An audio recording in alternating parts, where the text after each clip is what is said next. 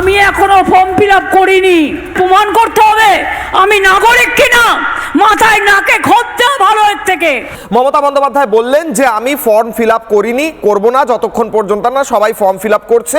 দেখা গেল তিনি ফর্ম ফিল আপ করেছেন, সব ইনফরমেশন দিব্য দেওয়া রয়েছে, মানে যেখানে প্রয়োজন তোলার সেগুলো তোলা রয়েছে। স্বপন বাবু, আমার প্রশ্ন হচ্ছে আপনারা তো কাজটা করছেন, আপনারা তো মানে হাতে কলমে এই পুরো প্রসেসটা করছেন, মানে মমতা বন্দ্যোপাধ্যায়ের এই মিথ্যাচারটার কারণ আপনারা কি পাচ্ছেন? কেন Mamata Bandyopadhyay form fill up করে বলছেন আমি ফর্ম ফিল আপ করিনি, লোককে বলছেন যে আপনাদের নাম ইচ্ছে করে সি এর মধ্যে ঢুকে দেওয়া, এনআরসির মধ্যে ঢুকিয়ে দেওয়া হবে, এই মিথ্যাচারগুলোর কি অ্যানালিসিস আপনাদের? অ্যানালিসিস করাটা পরের ব্যাপার, কিন্তু বিষয়টা আমি যেটা বলি যে উনি প্রথমেই বলেছিলেন যে রাজ্যের সব মানুষ যদি ফর্ম জমা না দেয় আমি দেবো না। আমাদের কাছে যা তথ্য আছে যে ইতিমধ্যে 12 লক্ষ মানুষ ফর্ম জমা দেননি গতকাল রাত পর্যন্ত আর কি। তাহলে 12 লক্ষ মানুষ ফর্ম জমা দিলেন না, উনি কিন্তু জমা দিয়ে দিলেন। তাহলে প্রথম মিথ্যাচারটা হচ্ছে এটাই, তাই না? এটাই হচ্ছে দ্বিচারিতা আর কি।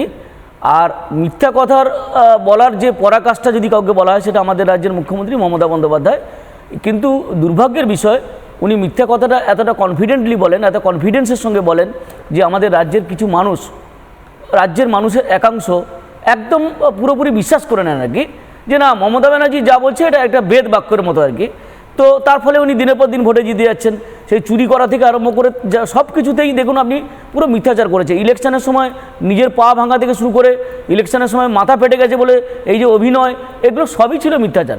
কোনো কিছুই ঘটনা ঘটেনি, সবটাই হচ্ছে রাজ্যের মানুষকে গুমরা করার জন্য। তা কিন্তু একটা পর একটা করে যাচ্ছেন এবং তিনি কিন্তু উইন ওভার করছেন রাজ্যের মানুষ। এখন একটা দিন এমন আসবে না যে ওই যে পালে বাঘ পড়ার মতো অবস্থা হবে, ওনার অবস্থাটা কিন্তু তাই হবে।